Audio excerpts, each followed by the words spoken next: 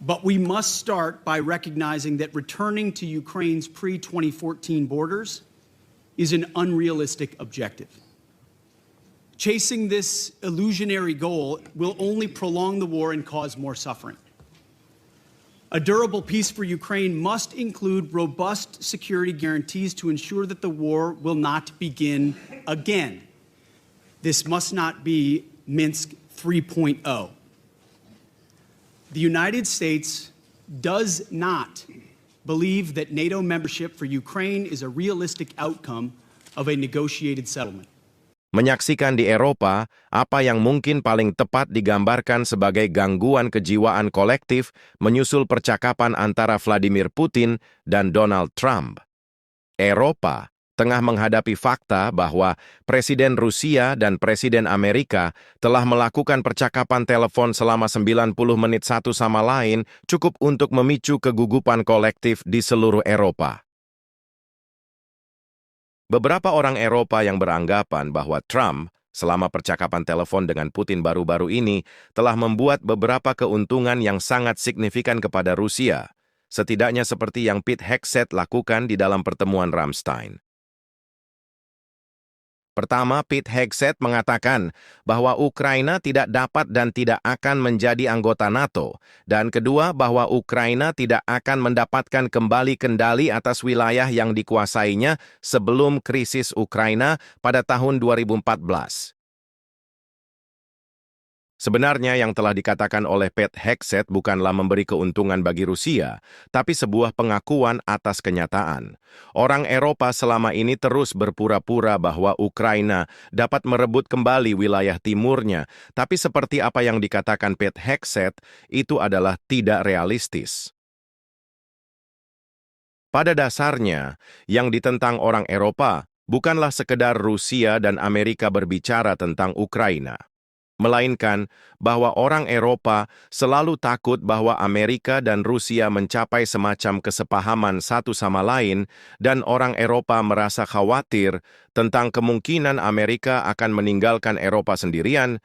Inilah ketakutan sebenarnya yang sedang mengintai Eropa.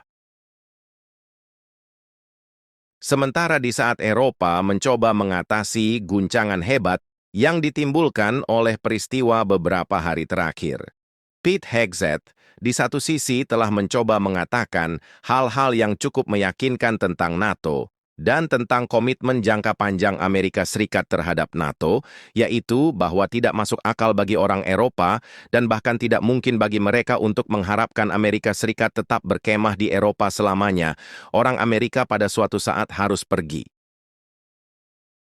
Selama ini kehadiran Amerika Serikat di Eropa telah meminimalisir ketakutan dan keraguan utama bagi Eropa, dan faktanya kehadiran orang Amerika di Eropa telah melakukan 3 hal penting, sehingga Eropa sangat bergantung pada Amerika Serikat. Pertama, hal ini memungkinkan orang Eropa untuk terus maju dengan berbagai rencana mereka untuk integrasi Eropa. Untuk semua hal semacam itu mereka mampu melakukannya tanpa harus khawatir tentang masalah keamanan, karena mereka telah didukung dalam semua langkah tersebut oleh Amerika, dan mereka mampu bertindak di bawah perlindungan Amerika. Bahkan ketika mereka melakukannya untuk melanjutkan eksperimen-eksperimen dalam integrasi Eropa yang kita lihat sekarang. Kedua, jika Amerika pergi, pastinya orang Eropa akan berhadapan langsung dengan kekuatan besar Rusia di depan pintu mereka. Dahulu selama Perang Dingin, mereka menempatkan Amerika di sana untuk menjaga jarak dengan kekuatan besar di timur tersebut. Ketika kemudian Perang Dingin berakhir, ada beberapa kekhawatiran di Eropa bahwa Amerika akan pergi saat itu, dan ternyata tidak terjadi. Sementara kekuatan besar Rusia saat itu tampaknya sangat lemah. Dan di masa itulah ketika orang Eropa beranggapan bahwa apa yang disebut masalah Rusia telah berakhir untuk selamanya. Akan tetapi setelah Vladimir Putin menjadi presiden Rusia pada tahun 2000, perlahan-lahan Rusia mulai pulih dan tumbuh lagi dalam kekuasaan dan kekuatan, dan tampak jelas bagi orang Eropa bahwa kekuatan besar Rusia memang telah kembali dan tumbuh kuat lagi, dan bahkan lebih kuat daripada koalisi negara-negara Eropa sekalipun. Disinilah bunyi alarm Eropa pun meningkat. Kita bisa melihat bahwa bagaimana sejak pertengahan tahun 2000-an, retorika politik anti-Rusia di Eropa mulai mengeras dan mengeras terus-menerus. Dan bagaimana kekhawatiran tentang kekuatan Rusia telah kembali terus meningkat di seluruh Eropa. Orang-orang Eropa yang masih mendambakan hari di mana ketika kekuatan besar di timur itu akhirnya akan lenyap, mereka mulai melihat ke Amerika Serikat untuk mencoba membantu mereka melakukannya. Di Amerika sendiri, para neokonservatif memang ingin berhadapan dengan Rusia, memecah belah Rusia, dan membaginya menjadi beberapa bagian negara-negara kecil. Di samping itu, seiring meningkatnya kekuatan Tiongkok dan Rusia menjadi semakin bersahabat satu sama lain, dan dari persahabatan itu berkembang menjadi kemitraan strategis saat ini. Bagi neokonservatif di Amerika, tujuan untuk menghancurkan Rusia guna melemahkan Tiongkok mulai menjadi isu yang sangat penting. Dan ini tentu saja sejalan dengan obsesi Eropa untuk menyingkirkan kekuatan Rusia sepenuhnya. Idenya adalah bahwa jika Eropa dapat menyingkirkan Rusia, maka negara-negara Eropa tidak perlu lagi khawatir tentang kekuatan besar di sebelah timur mereka, sekaligus mendapatkan kekayaan sumber daya alam melimpah untuk kebutuhan orang-orang Eropa. Sejak Perang Napoleon, masalah Rusia selalu ada dalam benak orang Eropa. Selalu ada perasaan bahwa Rusia baik secara aktual maupun laten jauh lebih kuat daripada negara Eropa atau bahkan koalisi negara-negara Eropa sekalipun. Faktanya kedua perang dunia telah membuat obsesi dan ketakutan Eropa semakin besar. Tentunya hal ini sangat menghantui orang Eropa sehingga menjadi semakin terobsesi untuk menyingkirkan Rusia.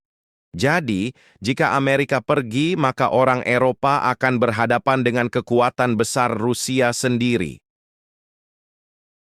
Anda mungkin pernah melihat dan mendengar semua tentang retorika baik di Eropa maupun dari Amerika Serikat, tentang Eropa yang bersatu dan menahan kekuatan besar Rusia itu sendiri, tapi sesungguhnya jauh di lubuk hati setiap orang di Eropa tahu bahwa tanpa Amerika Serikat orang Eropa tidak dapat melawan Rusia. Orang-orang Eropa, mereka telah berulang kali mencoba, sejarah telah membuktikan bahwa Perang Napoleon, Perang Dunia Pertama, dan Perang Dunia Kedua semuanya tentang itu. Dan tidak ada koalisi kekuatan Eropa yang pernah mampu menyingkirkan Rusia dari pertikaian ataupun melemahkan mereka dalam jangka panjang.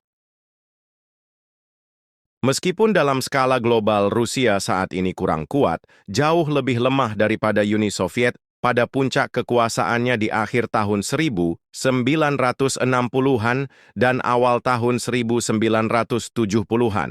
Namun dibandingkan dengan negara-negara Eropa atau koalisi potensial negara-negara Eropa, Rusia saat ini sebenarnya lebih kuat daripada sebelumnya.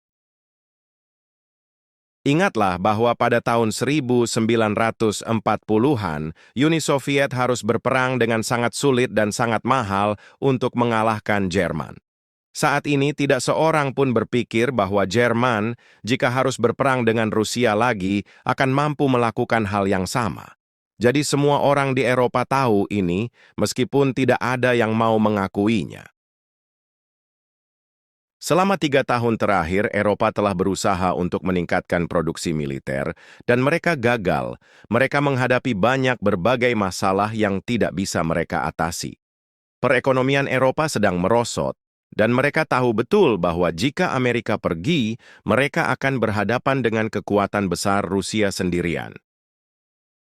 Pilihan alternatif untuk Eropa dengan memperlakukan kekuatan besar Rusia sebagai bagian dari Eropa, menerimanya sebagai bagian dari lanskap budaya dan ekonomi Eropa yang bagi para pemimpin Barat tetap tidak pernah terpikirkan. Jadi negara-negara Eropa saling menakut-nakuti satu sama lain. Mereka berbicara tentang konfrontasi jangka panjang dengan kekuatan besar di perbatasan timur mereka yang tidak akan pernah bisa mereka lawan, tetapi mereka menolak untuk berdialog dengan Rusia bahkan ketika Amerika mengancam akan meninggalkan Eropa. Lalu alasan ketiga, yaitu berbagai negara Eropa memiliki masalah yang sudah lama ada satu sama lain. Masalah-masalah itu tidak pernah dan tidak akan pernah bisa hilang sepenuhnya. Ada kekhawatiran bahwa jika Amerika tidak ada lagi di Eropa, masalah-masalah antara Prancis dan Jerman, antara Italia dan Prancis, antara berbagai negara Eropa lainnya, bisa mulai muncul kembali.